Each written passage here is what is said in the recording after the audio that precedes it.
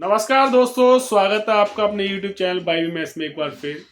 दोस्तों, आज मैं आपके सामने एसएससी जीडी, आरपीएफ कांस्टेबल और रेलवे ग्रुप डी तथा इससे संबंधित बहुत सारे ऐसे कॉम्पिटिटिव एग्जाम्स हैं जिनके लिए प्रीवियस ईयर के क्वेश्चन लेकर आया हूं। तो दोस्तों, प्रीवियस ईयर के क्वेश्चन सॉल्व कराने से पहले बस मैं आपसे इतना ही बोलूंगा कि जिन दोस्तों ने मेरा चैनल सब्सक्राइब नहीं किया वो प्लीज़ मेरे चैनल को सब्सक्राइब जरूर कर दें और इस वीडियो को ज़्यादा शेयर जरूर करना ताकि ये उन सभी दोस्तों तक पहुंच सके जो एसएससी जीडी की तैयारी या अदर कॉम्पिटिटिव एग्जाम की तैयारी में लगे हुए हैं, ताकि उनको भी इस वीडियो के द्वारा कुछ सीखने को मिल जाए।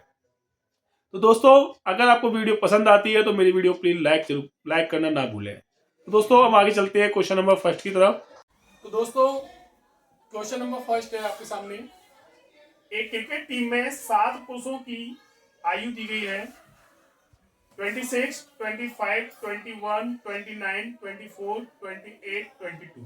26, 25, 21, 29, 24, 28 और 22। इन सभी की हमें औसत आयु बताना है। तो दोस्तों, इन सभी का हमें एवरेज बताना है। तो दोस्तों, मैं आपको बताने जा रहा हूं, देखिए।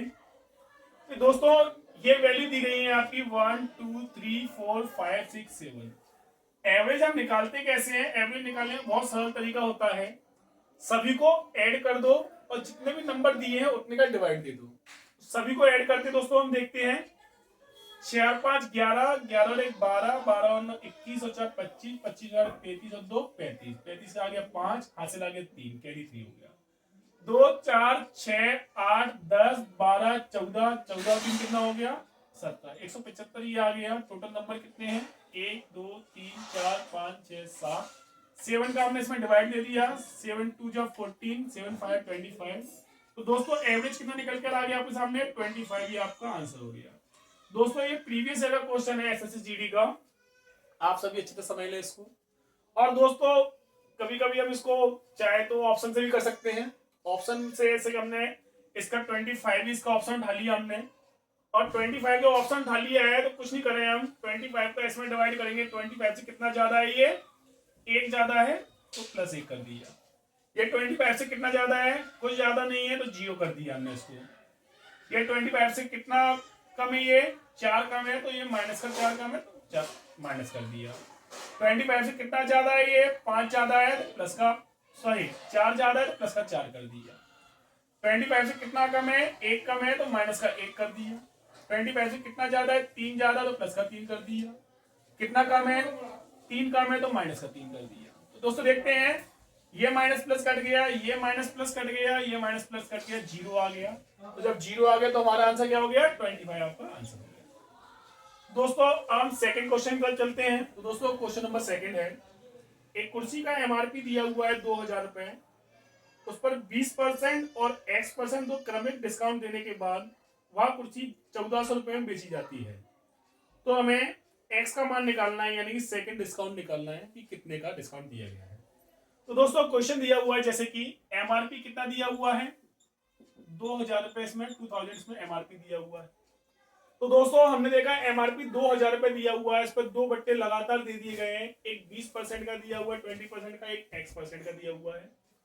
तो इतना डिस्काउंट देने के बाद उसको 1400 रुपए में बेचा जाता है। तो उसमें X की वैल्यू बताना है, सेकंड बट्टा बताना है।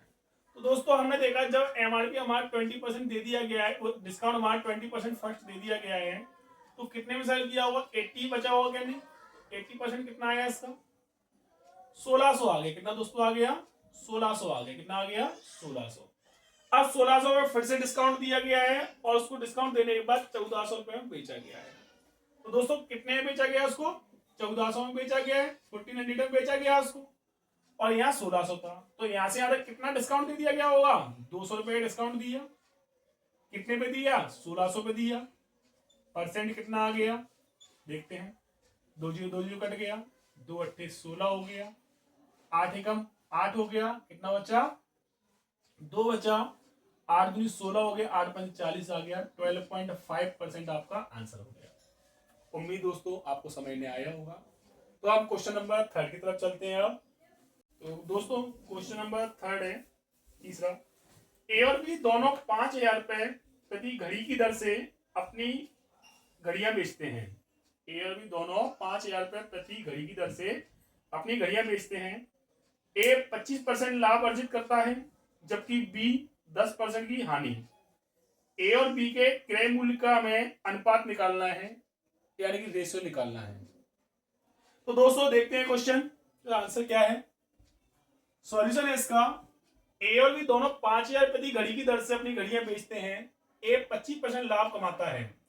दोस्तों सबसे पहले तो हमें पता होना चाहिए 25% की वैल्यू कितनी होती है, 1/4। जिनको नहीं आती है उनको बता दिया जाए। 25/100, 25 25 चौक 100, 1/4। नीचे वाला में सीपी होता है और जो लाभ या हानि हो रही है वो ऊपर होता है। तो दोस्तों इसमें क्या दिया हुआ है, घड़ी की दर से घड़ियां बेचता है, ए 25% लाभ कमाता है। लाभ कैसे कमाएगा, जब सीपी दिया हुआ तभी तो लाभ कमाएगा। सीपी दिया है पर 4 यूनिट, एक का लाभ कमा रहा है तो एसपी कितना हो गया, 4 और 1 5। दूसरा बोला गया है, दूसरा 10% हानि। 10% हानि यानी कि 10% की वैल्यू कितनी होती है दोस्तों, इसी प्रकार से निकालना है, 1/10। तो 10 आपका क्या दिया है, सीपी दिया हुआ है दूसरे का, ये पहले का दिया हुआ है, ये दूसरे का दिया हुआ है।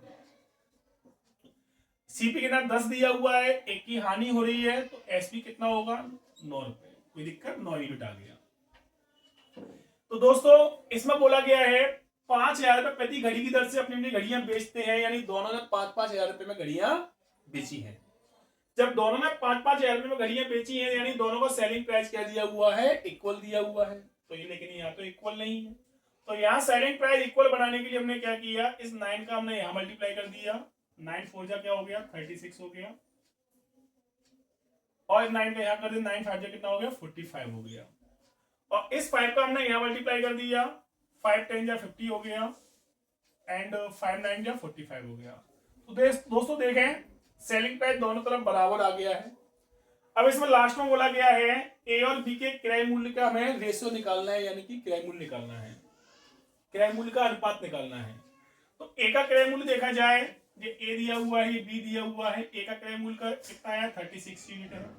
बी का कितना है, 50 यूनिट है। अगर इन दोनों को काटा जाएगा, 2 1 जा 2, 2 8 जा 16, एंड 2 2 जा 4, 2 5 जा 10, 18:25 ये आपका आंसर निकल के आ गया है। तो दोस्तों उम्मीद है आपको समझ में आया होगा। अब अगला क्वेश्चन है हमारा क्वेश्चन नंबर 4। तो दोस्तों क्वेश्चन नंबर 4 दिया हुआ है, दो ट्रेन समान चाल से विपरीत दिशा में चल रही है। यदि प्रत्येक ट्रेन की लंबाई 320 मीटर है और वे 18 सेकंड में एक दूसरे को पार करती हैं, तब प्रत्येक ट्रेन की हमको क्या बताना है, स्पीड बताना है। अब वो भी स्पीड बताना है किलोमीटर पर आवर में बताइए दोस्तों। तो दोस्तों ऐसे क्वेश्चन करने से पहले मैं आपको बता दूं कि थोड़ा सा बेसिक बता देता हूं कि जब भी कोई दो ट्रेन अपोजिट डायरेक्शन में चलती हैं तो उनकी स्पीड जो होती है आपस में प्लस हो जाती है, एंड उनकी लंबाइयां होती हैं वो भी प्लस हो जाती हैं। एंड जब दो ट्रेन सेम डायरेक्शन में चल रही होती हैं तो उनकी स्पीड जो होती है आपस में माइनस हो जाती है, लेकिन लंबाई हमेशा प्लस होती है, चाहे अपोजिट हो या सेम डायरेक्शन हो, चाहे विपरीत हो चाहे समान दिशा हो। तो इसमें बोला गया है दो ट्रेन समान चाल से विपरीत दिशा में चल रही है, तो विपरीत दिशा में चल रही है और समान चाल से चल रही है, यानी सेम स्पीड है दोनों की।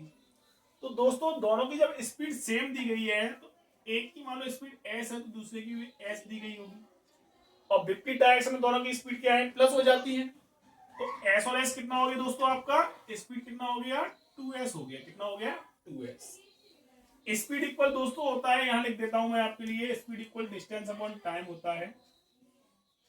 तो डिस्टेंस क्या दिया हुआ है, यदि प्रत्येक रेलगाड़ी की लंबाई एंड ट्रेन की लंबाई 320 मीटर है एंड 320 दिया गया है, तो दोनों की जब प्रत्येक की 320 दी तो दोनों की मिलाई कितनी हो गई है, 320 कितनी हो जाएगी, 640 हो गई। Speed equal distance upon time, time कितना दिया हुआ है, 18 सेकंड दिया हुआ है। ओके, हमें बताना है प्रत्येक ट्रेन की हमें स्पीड बताना है। ये कितनी आ गई, दो ट्रेन की स्पीड आ गई है, कितने की आ गई, दो ट्रेन की स्पीड आ गई है, वो भी किसमें आई है, मीटर पर सेकंड में आई है। किसमें आई है दोस्तों, क्योंकि ये मीटर में दिया है, सेकंड में दिया है।